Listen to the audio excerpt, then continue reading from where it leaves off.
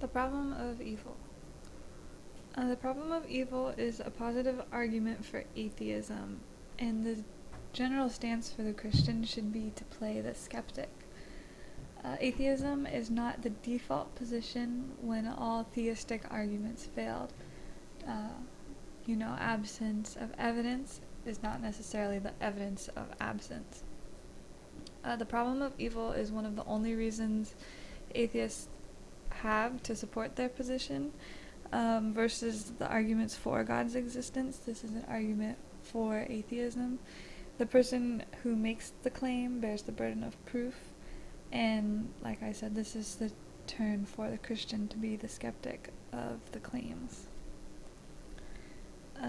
First, the definition of evil, as St. Augustine would say, is a privation of good or a lack of good. For example, dark is the absence of light and cold is the absence of warmth. Did God create evil? So the argument would be that God created everything. Evil is a thing, therefore God created evil. However, God created everything. Did he really create everything? God made us, but he did not create our choices or our moral preferences. Those are our creations in a sense. God made evil possible, but he did not make it actual.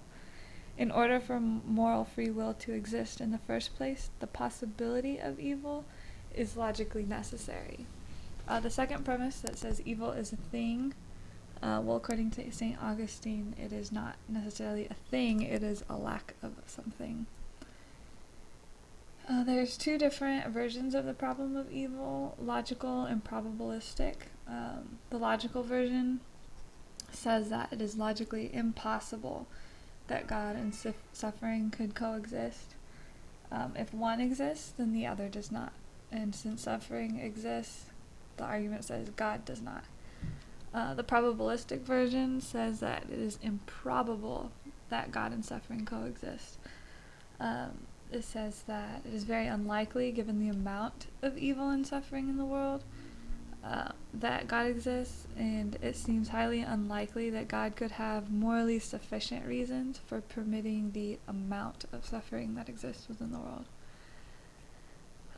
The logical version, the claim is that an all-loving, all-powerful God cannot logically exist with suffering. But this statement contains hidden assumptions. If God is all-powerful, then he can create any world he wants. If God is all-loving, he prefers a world without suffering. These assumptions are not necessarily true. They cannot be possibly false, and the burden of proof becomes immense for the atheist. One of the assumptions is if God is all-powerful, he can create any world that he wants. It is at least possible that people have free will, and if people have free will, they can refuse to do what God desires. Forced free will is logically impossible. Since it is at least possible that people have free will, this assumption is not necessarily true, since God could not create a world in which forced free will is logically possible. The second hidden assumption, if God is all-loving, he prefers a world without suffering.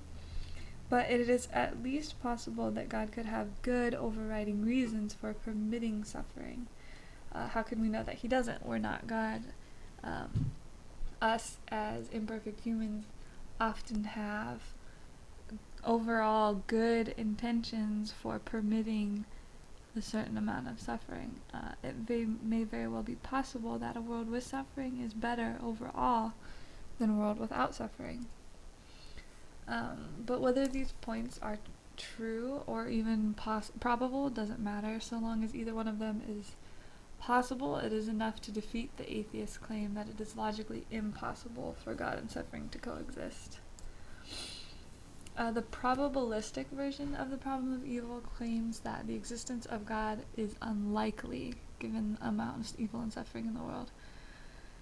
We're not in a good position to say that it's improbable that God lacks good reasons for permitting suffering in the world. Like I said before, how could we know that?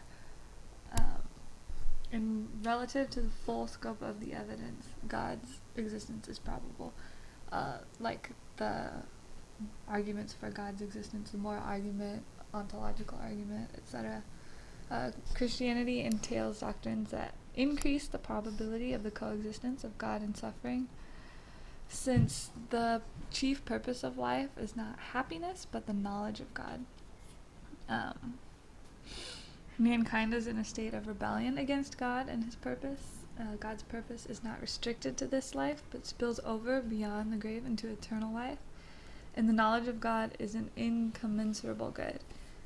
Considering these things, it becomes more and more probable that God and suffering can coexist. At first, the problem of evil seems to be a positive argument for atheism, but if you examine it a little bit more deep, a moral judgment of evil suggests that there is an ultimate standard of good. If the atheist is claiming that suffering ought not to be, he is making a moral judgment, and that is possible only if God exists. The moral argument for God's existence is, ushered in by the existence of suffering and evil, since simply by saying that suffering and evil exist, you are making a moral judgment.